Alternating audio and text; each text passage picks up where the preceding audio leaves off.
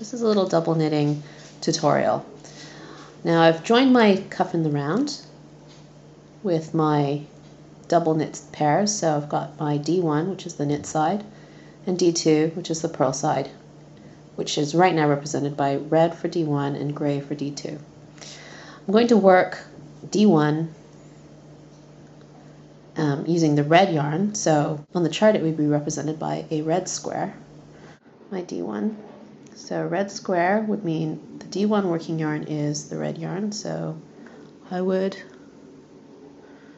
knit D1 with red, bring both yarns to the front, and purl D2 with the gray. So that's a red box. If, on the other hand, I come across a white box, D1 is worked in the gray yarn. So I would knit the first stitch there with gray, then I would purl my second stitch with red. You can see that the D1 has been worked in the gray yarn and D2 in red yarn. For decreasing, we need to rearrange the stitches. You need to have 2 knit stitches next to each other and 2 purl stitches next to each other. To do that, the first thing you do is you slip the first stitch, and then you slip 2 together as if to knit, and then not tip to tip, but rather knitwise, you slip the gray stitch or the purl stitch back to the left needle. So now you have 2 purl stitches next to each other and 2 knit stitches next to each other. This first knit stitch here, you need to reorient it because the legs are going the wrong way. There you go. Now you have two stitches here next to 2 knit stitches there. To work the SSK, you would SSK as per normal. SSK comes on a white background, so you would work that with the gray yarn. And then the D2 for SSK is a purl 2 together worked with the red yarn. So there you have your SSK and its pair, the D2, which is a purl 2 together. Now to work the K2 together, you would do the same thing. You would have to shift your stitches. So slip 2 as if to knit, slip the purl stitch back to the left needle as if to knit, and again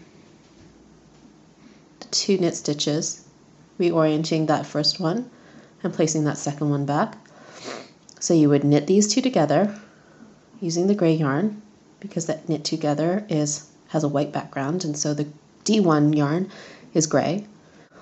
It's purling these 2 through the back loop. So you slip as if to knit, slip another as if to knit, and slip both of those back to the left needle.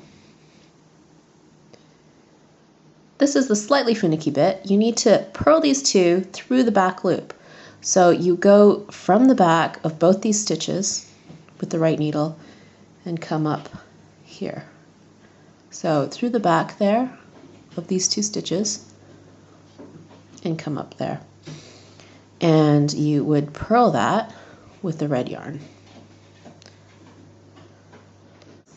You have a decrease here, SSK decrease, knit 2 together decrease. When you turn it around, you would have exactly the same.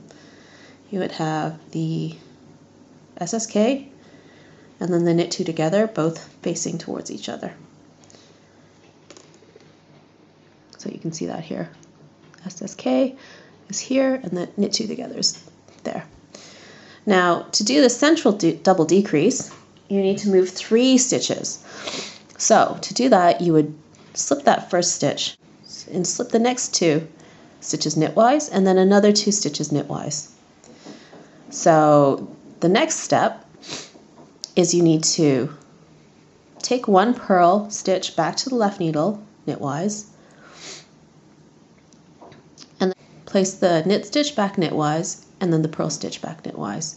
And do this once more. So you would slip 2 knitwise as if to knit 2 together, bring that 1 purl stitch back and the 1 knit stitch back.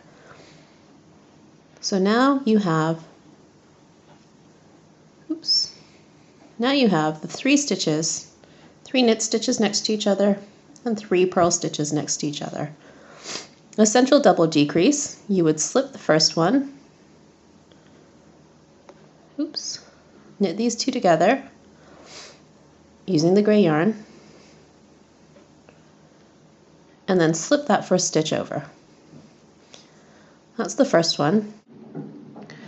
To do the D2 for the central double decrease, you would slip that first stitch purlwise, slip the next two stitches one at a time knitwise, and you need to purl these two slip stitches that you did knitwise through the back loop.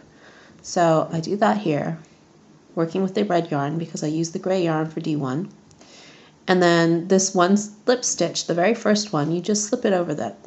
And that's your central double decrease on the D2. There you go.